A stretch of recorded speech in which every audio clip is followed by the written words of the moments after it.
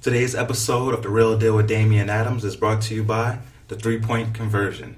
Now, this is where fans' opinions matter. If you're a sports fan, you should get your news from other sports fans who love doing what they do because of you. 3pointconversion.com is the place to go, and follow 3-Point Conversion on Facebook, Twitter, and Instagram for all your sports needs.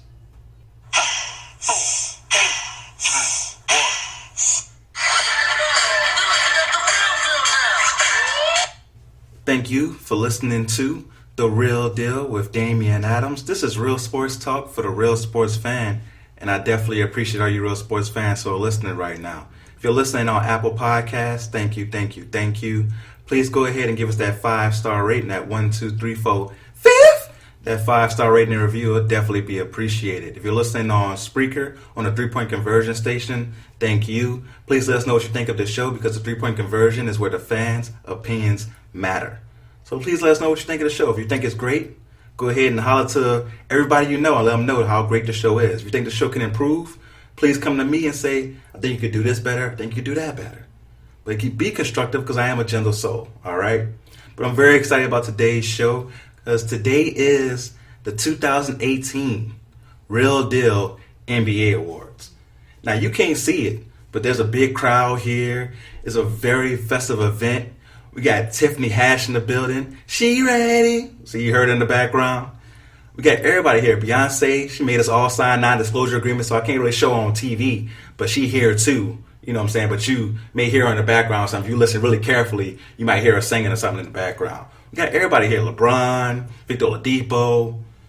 The Real Deal NBA Awards is serious. Everybody take time out to come down here and be a part of it. You got to tell your friends that you listen to it at the same time these guys was here, man. It's a real big event. So the crowd's looking crazy right now. Please, crowd, go ahead and give it up for yourselves.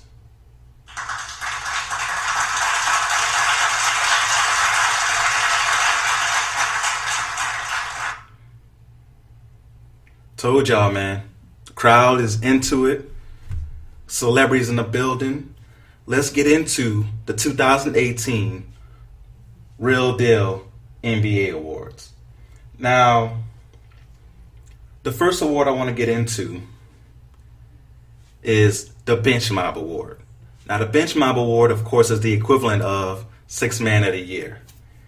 And for the Bench Mob Award this year, you have a lot of good candidates like Fred VanVleet, Eric Gordon, Jordan Clarkson, Terry Rozier. But this year there was one guy who stood above the rest. He really was that guy this year, and I got to give it up to him. And before we announce it, drum roll, please.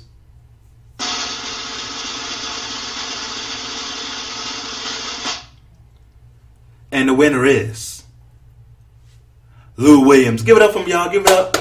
Lou Williams. Give it up for him, y'all. So, Lou Williams is the winner of the Sixth Man of the Year, the Bench Mob Award. And you have to give it up to him. He should have been an All-Star this year. He averaged 22.5 points per game, 5.3 assists on 44% shooting and 36% from three. My man was out here balling, killing it. Gotta give it to Lou Williams. He couldn't be here to accept the award tonight, but he out here, he a player. He got 2 girlfriends and whatnot, so he be busy. But go ahead and give it up to him, y'all.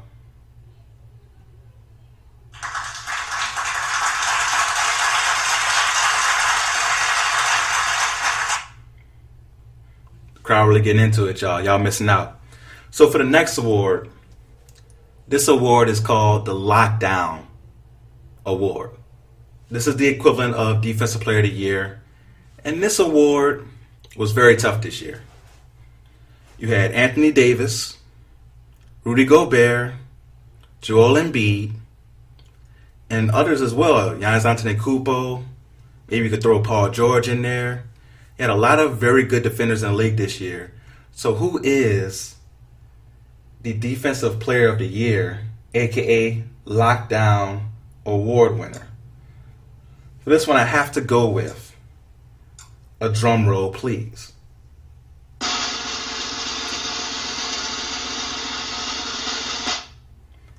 And the winner is Anthony Davis. Now, the reason I got to go with Anthony Davis on this award is that he led the league in blocks, at 2.6 blocks per game. He also had 1.5 steals per game. And unlike Rudy Gobert and Joel Embiid, Anthony Davis, who is unfairly known as injury prone, played 75 games. Rudy Gobert only played in 53 this year. Joel Embiid played in 60-something games. Anthony Davis was there all year, providing that defense without Boogie Cousins for the second half of the season. Anthony Davis is the award winner for Lockdown Award of the Year. Now, he couldn't be here. He's getting ready for the playoffs. He couldn't be here to accept the award. So I'm going to accept on his behalf and just keep it up in my mantle. It's both ours. All right? Now, the next award is going to the most surprising team. Now, for most surprising team, there are a lot of different directions this award can go. You had the Indiana Pacers, who no one expected to be in the playoffs at the 5th spot. The Pelicans, who people expected to be in the playoffs this year, but once DeMarcus Cousins went out, everybody pretty much gave up on him, except your boy, because I'm a Pelicans fan. Shout out to Pelly Nation. We out here. Do it bigger. Yeah, hashtag. And also the Utah Jazz. No one expected them to be in the 5th spot either. Maybe scratching for the 8th seed, but no one expected them to be doing what they're doing right now. So who is the winner of most surprising team? Drum roll, please.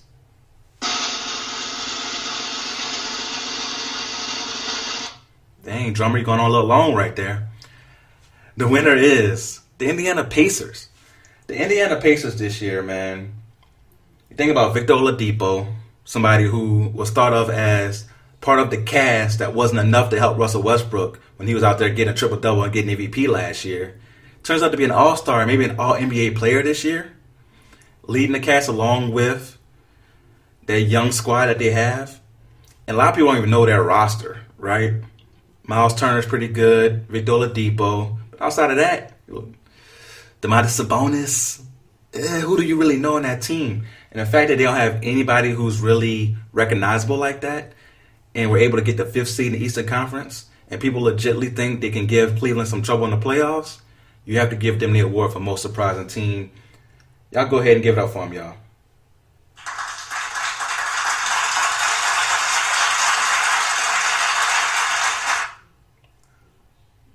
Now, we have to flip the spectrum a little bit. It's time to go into the most disappointing team. Now, every year there's going to be teams that disappoint us, that we thought would do better. Now, this team that I'm going to pick for most disappointing team, we're not going to clap, we're not going to do no drum roll, because they don't really deserve none of that stuff. This team here has a loaded payroll.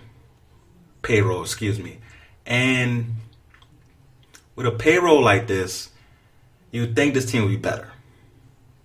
When you have players like Kemba Walker and Dwight Howard, and we're not going to blame this on Dwight. Dwight had a really good year this year. He's out here getting double-doubles like it was nothing, dunking on people, being strong in the post, playing good defense. We're not blaming this on Dwight this year. It's not his fault. It's not Kemba's fault. He was an all-star. So whose fault is it that the Charlotte Hornets are the most disappointing team? You got to look at Nicholas Batum, Marvin Williams, the coach, the GM for putting the team together. It's a lot of other pieces. Do not blame this on Dwight Howard. But our loser for most disappointing team is the Charlotte Hornets. Just get a little golf clap. So now it's time for us to talk about our Glow Up Award. Now, the Glow Up Award is the award we give out to the most improved player. When you glow up, people checking for you now. You're on the Mike Jones. Back then, they didn't want me. Now I'm hot. They all on me. It's now called the Glow Up Award. And there's a lot of people who can put their name in the hat for the Glow Up Award. You think about Jaylen Brown, Lou Williams, Clint Capella, Steven Adams. There's a lot of people who can put their name in the hat and legitimately have an argument for why they should be the winner of the Glow Up Award. But the winner is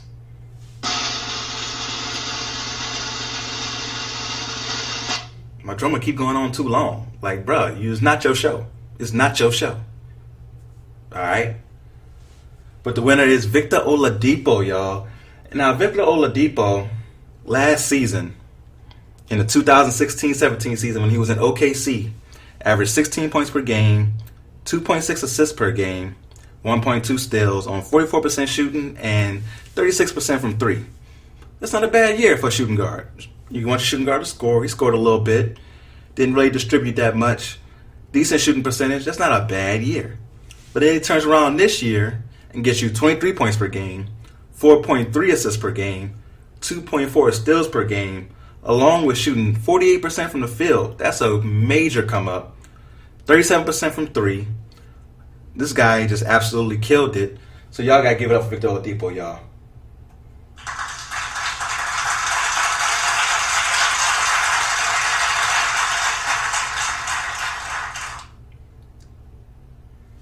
Now, it's time for one of the tougher awards, the New Kid on the Block Award. Of course, this is the equivalent of Rookie of the Year. And this year is a little tough because, of course, it comes down to Ben Simmons and Donovan Mitchell. Not to mention, this is a pretty good rookie class. You got Jason Tatum, Kyle Kuzma, Laura Markkanen, Dan Smith Jr., very good rookie class, but it comes down to these two guys. And one of them wasn't really a part of this rookie class. So with Ben Simmons, should he qualify for this award? Now, we've had people in the past do it. You think about Ben. Now, I'm going to say Ben. You think about Blake Griffin. He sat out his rookie year because he got hurt in the preseason that year. Came back, won Rookie of the Year. We've had other people do it. David Robinson, he had military duties and stuff. Couldn't play his rookie year. Came back, won Rookie of the Year. It is an advantage to being able to be around the NBA for a year before you actually play. But you do everything but play. So you still are a rookie. And because of that, I have to give the award to Ben Simmons. Ben Simmons is an absolute freak, right? Just 6'10", body built like a statue, can get to the hole when he wants to, has the vision of Superman with the laser beams. He's out here getting you 15, 8, and 8 on 54% shooting. Very efficient for somebody who can't shoot the ball. And because he's so big and so skilled, he still can get to the rim even without the jump shot. And he's helped lead the 76ers to the 3 seed. Now, of course, he has Joel Embiid on his team as well. But Joel Embiid got hurt. And they continued a 16-game winning streak into the playoffs. That's all on Ben Simmons, who averaged a triple-double during that win streak. Donovan Mitchell is a beast. Give you 20 points a game on 44% shooting, 34% from three. Straight balling. The first guy to lead his team in scoring as a rookie and go to the playoffs since Carmelo did it. And that was back in 03-04. It's been a while since it happened. But I have to give the award to Ben Simmons. Not only is he a beast on offense, but he's a beast on defense. And for rookies to be good on a defensive end of the floor is very rare. It's not something that happens that often. And I don't think people understand how hard that is to learn how to be a great defender so young in your career. And he's a great defender, like probably top 10 in the league type defender, Ben Simmons is. So that's why he's Rookie of the Year. Y'all have to give it up for him, y'all.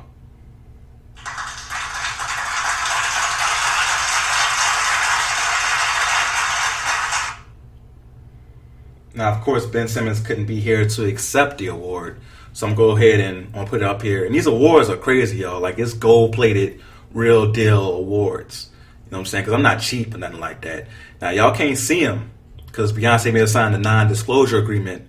So y'all can't see none of that stuff. But y'all just got to take my word for it. That we got gold-plated, 24-karat gold awards out here that we're giving out because we out here balling on the real deal with Damian Adams. So we're going to take a quick commercial break and we'll be right back.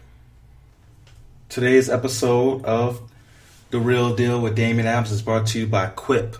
Now, Quip is the company that takes care of your oral needs. If you are in need of electric toothbrushes and bristles and all that stuff, go to TriQuip.com/TheRealDeal. Again, that's TriQuip.com/TheRealDeal. And they will definitely take care of you in all of your oral needs.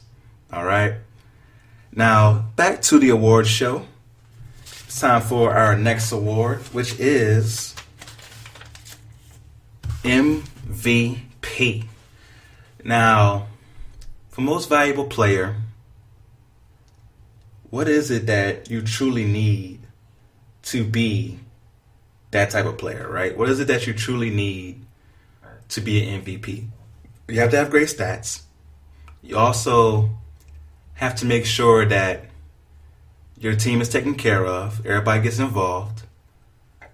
And you also have to make sure that your team is winning. That's a part of it. You have to make sure your team is winning. But a lot of people can get great stats on losing teams. Not everybody can get great stats while making their teammates better. So for MVP, I'm not just giving out who wins the MVP. I'm giving out my top 5 in the MVP conversation. If I had a real ballot, this would be my top 5 right here. At number 5, Russell Westbrook. Okay? Now, a lot of people want to say, how can you have Russell Westbrook at number 5 when he's out here balling like this, killing the game and the way he's killing it? The reason that I could have him at number 5 is that he is someone who takes care of his people by getting them involved. But at the same time, it can be in empty stat situations. Like the 20 rebounds he got against the Grizzlies. That was empty stats. Sometimes the assists he gets are empty stats. Just lob it up to you on the fast break or something like that, to where it's not really impacting the team as winning. This team added Paul George and Carmelo and only improved by 2 wins. You have to look at your leader when you talk about that. Now, he had great numbers. He averaged 25, 10, and 10 on 45% shooting, 30% from 3. That's not too good.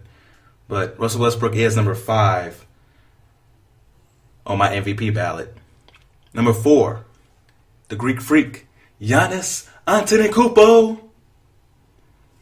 Giannis Antetokounmpo balled out this year. Now, his team only got the 7th seed. That's why he's number 4 on my list. He played 75 games. Very respectable. Averaged 27 points per game, 10 rebounds, 5 assists on 53% shooting. And he shot 30% from 3. Now, he shoots a lot less threes than Russell Westbrook. Maybe Russell Westbrook needs to shoot less threes. Just saying. He also averaged 1.5 steals per game and 1.4 blocks per game. And like I said, led his team to a 7th seed in the Eastern Conference. At number 3, gotta go with the brow, Anthony Davis. My man Anthony Davis was out here averaging 28.1 points per game, 11.1 rebounds per game, also leading the league in blocks at 2.6. That's why he was the Defensive Player of the Year, Lockdown Award winner. Also shooting 53% from the field and 34% from 3. My man was out here killing it. And he led the Pelicans to the 5 seed. There's nothing more than you can do with it, without DeMarcus Cousins. You have to give Anthony Davis his props. That's why he's number 3 for me. Number 2, LeBron James. Now, LeBron James could have easily won MVP any other year with his stats at 27 points per game, 9 assists, 8 rebounds, shooting 54% from the field, 37% from 3. Come on, man. Now, Cleveland, with LeBron James, got to the 4 seed. And that's one of the reasons he is at number 2 instead of number 1. Number 1, got to go with the beard, James Harden. James Harden led the league in points per game at 30.4, getting you 8.8 assists per game. So basically 30 and 9. 5 rebounds, shooting 45% from the field, 37% from 3. The tiebreaker, because it's pretty much a tie when you look at LeBron's and James Harden's stats. The tiebreaker is that as a team, James Harden led the Rockets further in the regular season. And that's why James Harden is the real deal MVP. Give it up for him, y'all.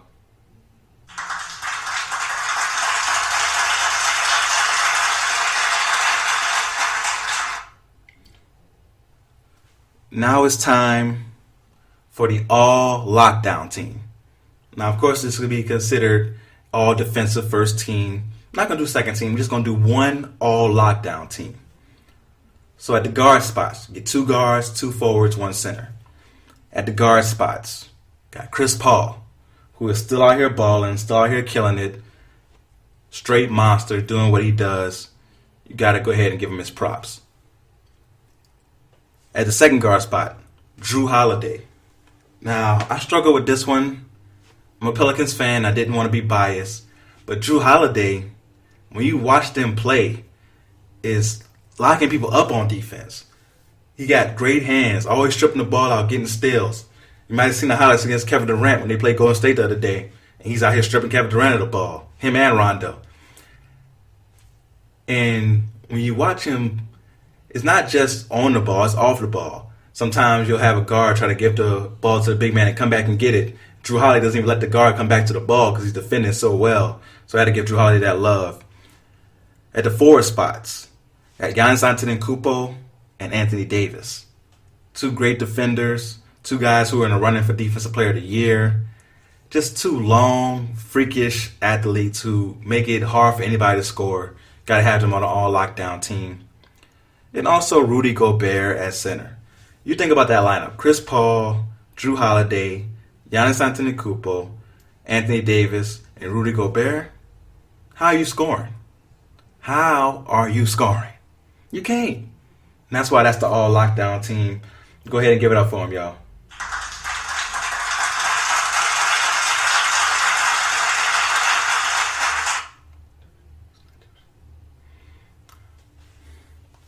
Now, it's time to name the all-NBA teams. We're going to do first, second, and third. Okay, and this was very, very tough to narrow down the all-NBA teams the way I did. But I believe that this was the best way to do it. So for the all-NBA first team, remember you get 2 guards, 2 forwards, 1 center.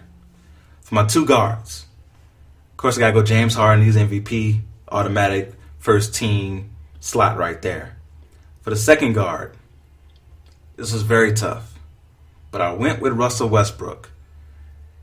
I was going back and forth between him, Damian Lillard, Steph Curry, and I had to give the nod to Russell Westbrook. Averaging a triple-double again does get you All-NBA first team for the real deal All-NBA first team. For the forward spots, of course, you got to go with LeBron. He's always going to be first team. He's a straight monster. And then I had to go with Giannis Antetokounmpo. This was very tough because I was trying to go between him and Kevin Durant. And I feel like Giannis Antetokounmpo was doing more with less in Milwaukee, so he gets my All-NBA first team spot. And at center, I'm going with Anthony Davis. Now, you might say, I see on your all-defensive team you had him at forward. Well, Anthony Davis has played half his minutes at forward and half at center. So he can go in either spot to make it fit. So an all-NBA team, he fits in that center first team. Go ahead and give it up for him, y'all. This is a great team.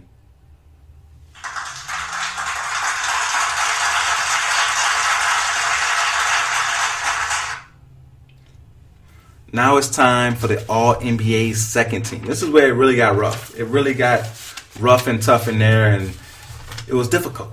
It was pretty difficult. Now, for the All-NBA second team, had to go with, at guard, Steph Curry and Damian Lillard. Steph Curry has had an injury-plagued year, ankles, JaVale McGee taking out his knee. So he's only played in 53 games. Or 51 games, excuse me. But in those games, you see how his impact is so large on the Warriors. See how they've been struggling coming down the stretch without him there to spread that floor and create everything he creates for them. So he's still one of the best players in the NBA and had to get that spot on my All-NBA second team. The real deal All-NBA second team. Damian Lillard. What more can you say about this guy, man? He's just out here balling, killing it this year. And to get the Portland Trailblazers to the 3rd seed is a major accomplishment, especially when you think about where they were last year as an 8th seed. So this team, were they 8th seed last year? I'm forgetting now, but they definitely were a team that wasn't a threat last year. And this year they're a legit threat to Houston and Golden State, and that's mostly due to Damian Lillard. For my forwards, got to go with Kevin Durant and Jimmy Butler. Now, Jimmy Butler was hurt a lot. That's one of the reasons he wasn't on the first team. But you see his impact. When the Timberwolves had a healthy Jimmy Butler, they were up in the upper echelon of the Western Conference at the 3 and 4 spot most of the year. They lose Jimmy Butler, they fall down to 8. He's a major impact guy, somebody who deserves to be on the All-NBA second team. Kevin Durant, second best player in the league. He's become a great defender, still dropping buckets. Even though he's out here just mad for no reason, yelling at refs and all that stuff, he's still a great player, All-NBA second team. Now for center, had to go with Joel Embiid. Now Joel Embiid finally played a full season, played 63 games this year, and you see just how great this guy is, man. On both ends of the floor, his impact is massive. Just crazy. Joel Embiid is one of the reasons the 76ers are a legit threat. If he wasn't able to come back from the eye injury in the playoffs, we wouldn't believe them to be an actual threat to Cleveland. But we will believe in them because he's able to come back. So that's my All-NBA second team. Go ahead and give it up for him, y'all.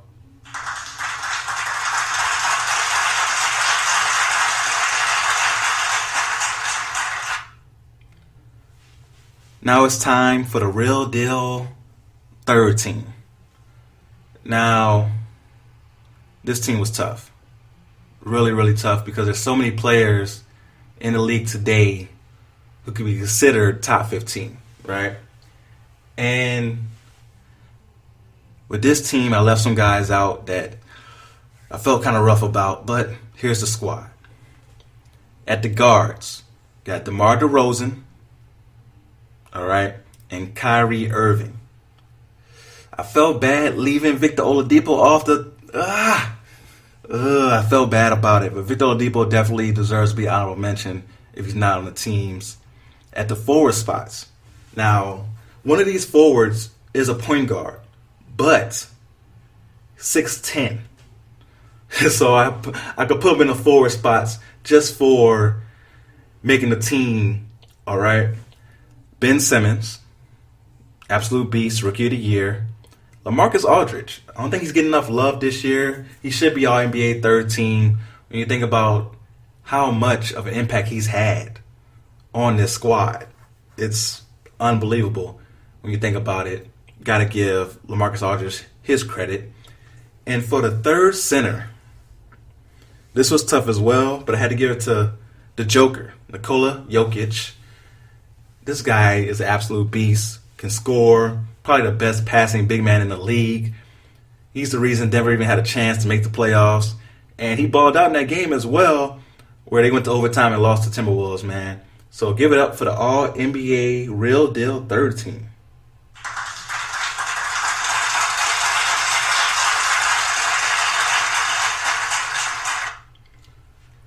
Now it's time to preview the NBA playoffs right after this quick commercial break. Today's episode of The Real Deal with Damian Adams is brought to you by Vroom. If you go to shopvroom.com/The Real Deal, you can get your car delivered to you absolutely free. You get 8% less on your price than you would pay going to the dealership. And you get to shop from your drawers in your living room. So what's better than that? Go to shopvroom.com/The Real Deal if you need a new car. And make sure you let them know that The Real Deal with Damian Adams sent you, all right? So now it's time for us to talk about the playoffs. The first round, at least. Break it down a little bit. Now, the first matchup I want to talk about, we're going to start in the Eastern Conference. We got Toronto versus Washington. Now, Toronto, first seed, right? Killing it this year. First seed, deserves our unriddled respect. But their past doesn't allow us to give them that undivided respect. It just doesn't. They have lost 9 straight game ones. we can't just forget about that because you had a good regular season. And you got a Washington team that has beaten you in the past, in the playoffs, that knows how to do it. John Wall, Bradley Beal, this team has talent. Now, for Toronto to win, they have to hope that Kyle Lowry can somewhat contain John Wall and that DeMar DeRozan can contain Bradley Beal. And the same goes the opposite direction. For Washington to win, John Wall needs to be able to contain Kyle Lowry. Bradley Beal needs to be able to contain DeMar DeRozan. It's going to be a guard-heavy matchup. You got some good big men in there. Serge Ibaka, Jonas Valanciunas. For the Washington Wizards, their X factor is Otto Porter. Otto Porter has to show up in this series. He has to show up and stick to DeRozan sometimes. Be that really good defender. He has to be able to give you over 40% from the three-point line. If he's able to do that, the Wizards can pull off this upset. But I'm not going to go with the upset. I got Raptors in 6. They're probably going to lose game 1 because that's what they do. So if you're a Toronto fan, don't panic if they lose game 1. It's what they do. But this series is going to show us if they're a real contender. I believe they will win. But do they take care of business and beat them in 4 or 5? Or does it linger for 6 or 7? Because they're truly not ready. It's going to be very interesting. For the next matchup, we have Celtics versus Bucks. Now, for the Celtics versus the Bucks, they split the regular season series. Now, a lot of those games came when the Celtics were relatively healthy. The Celtics go into the playoffs with no Kyrie Irving. Of course, no Gordon Hayward. They lost him first game of the year. No Marcus Smart. They're just so beat up. Now, they do have a great team defensive scheme that can keep these games close. The Bucks aren't going to blow you away offensively. So, the Bucks won't be able to win this series just going away. But because Celtics are so depleted, I do have the Bucks winning this series in 6. The Celtics will make it tough, but they just can't do enough. Bucks in 6. For the next matchup, you have the 76ers versus the Heat. Now, they split the regular season series as well, 2-2. The 76ers are on the roll. But the Miami Heat do have experience, a great coach, and just a great system. They're going to make adjustments to make it tough on the 76ers. And Joel Embiid will miss at least game 1.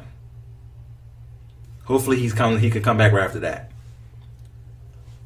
Now, if Joel Embiid isn't himself, then you have a really good series. I think with the Heat's experience, when you think about Dwayne Wade, Goran Dragic, those guys, and they have a mixture of youth as well, they will be able to make it tough, but the 76ers will win in 5. A tough 5, though. Very tough, gritty 5. The Heat have to slow the game down. And I don't think they'll be able to do that with Ben Simmons out there getting rebounds and pushing it. Because usually when you can slow it down, it means you can get away from the point guard. You just can make it gritty. But when you have a guy 6'10" who's rebounding and pushing for the other team, it's very hard to slow that down. I can see the 76ers getting really hot, going crazy, and winning the series in 5 games. For the next matchup, we got the Cavaliers versus the Pacers. Now, the Cavaliers are the favorite in the East because they have LeBron. You got the Pacers, who are brand new to this environment. You got Lance Stevenson, who's been here before, of course, and also a good coach in Nate McMillan, who has been there. But the rest of the team is young and haven't been in this situation to reference anything. Going against LeBron James in your first playoff series, that's rough. Now, the Pacers did have very good success against the Cavaliers in the regular season, but we all know the playoffs are different. The regular season, they could have caught the Cavs on a back-to-back. They could have caught them before they made all those trades. They could have played a whole different team when they got all those victories against them. Because of that, we got the Cavaliers winning this series, I'm going to say in 5, but a tough 5. Again, I don't see any of these series being just walkaways. right? It's going to be tough, gritty, grind out series that you have to work for. You got to put in the work or it's not going to work. All right. Let's move on to the Western Conference. First matchup we have is the Rockets versus the Timberwolves. Now, the Rockets swept them in the regular season. I'm not going to pay attention to that because I believe that the Timberwolves are really good and will push the Rockets to 7 games. You heard it here first. Rockets in 7. It's going to be a great series. I believe with the defensive tandem of Jimmy Butler, Karl-Anthony Towns, Wiggins when he's engaged, they will push the Rockets. But Chris Paul and James Harden will be too much. All the three-point shooting, Eric Gordon, Ryan Anderson, all those guys will be too much at the end for the T-Wolves. But I do believe the series will be pretty good. For the 2-7 matchup, we have the Warriors versus the Spurs. This is the perfect first-round series for the Warriors, who are not fully there right now. So you get a Spurs team who's, of course, going to come in well-prepared, well-coached. They're going to execute. But it just won't be enough because they don't have that firepower. LaMarcus Aldridge can't do it by himself. He needs that guy, Kawhi Leonard. If Kawhi Leonard was playing, oh my God, this would be the story of the first round. Because you got a Golden State team without Steph against a Kawhi-led Spurs. Just makes me sad that's not going to happen. But man, that would be awesome if it could. Dang. But that's the way the cookie crumbles. I got Warriors in 5. Spurs just don't have enough firepower. For the next matchup, we got the Blazers versus the Pelicans. A lot of people are picking the Blazers to win this series. I'm going Pelicans, baby. Let's go do it bigger, baby. Now, the Pelicans have a sneaky good lineup. You think about Rondo, who last year had people believing the Bulls was going to beat the Celtics in the first round of the playoffs, and he got hurt. He's somebody who has so much experience and so much basketball knowledge that he can run your offense by himself. And when he has the weapons around him like Anthony Davis and Drew Holiday, and don't sleep on E'Twaun Moore, great three-point shooter, good defender, Mirotic, the surrounding cast around Anthony Davis isn't as bad as people advertise it to be. I think the Blazers will have trouble. They can't stop Anthony Davis. I think Drew Holiday will be able to make Damian Lillard work, or McCollum, whatever guard he guards. And I got the Pelicans winning in 6. You heard it here first. Pelicans in 6 over the Trailblazers. Upset special. For the next matchup, we got Thunder versus Jazz. Now, everybody knows the names on the Thunder, so everybody's going to pick the Thunder in this matchup. The Jazz, with that defense, this series is going to be low scoring because you got the Jazz with a great defense, and the Thunder, when they turn it on, can be great defensively. A few weeks ago, I saw them against the Pelicans, and they had the Pelicans out here looking crazy because their defense was so swarming, so fast, and next thing you know, you're just turning the ball over and over again because they turn you over so fast and they're so quick on the break. Think about guys like Paul George and Corey Brewer on the wing, Russell Westbrook when he's engaged defensively. Steven Adams is a really good defender. Those guys have the defenders. Utah is a team, probably the best defensive team in the league. I got the Thunder in 6 in a very tough series that could lead to the Thunder being tired next round. Remember, you heard that here first. Hope you guys enjoyed this quick little episode of The Real Deal with Damian Adams. It's just a quick reward to all the NBA fans out there that couldn't be here with the crowd, as the crowd is still going crazy, man. You hear them back there? I don't know if you can really hear them. Do you? You hear that? They're going crazy about the show. They think I'm awesome. I appreciate that. But I really love the NBA, and I think the playoffs are going to be awesome. Hopefully you enjoyed the show. And until next time, go real or go home. And follow me on Twitter, Instagram, everything else at The Real Deal WDA. And tell your friends to subscribe to the podcast, all right? Until next time, Peace.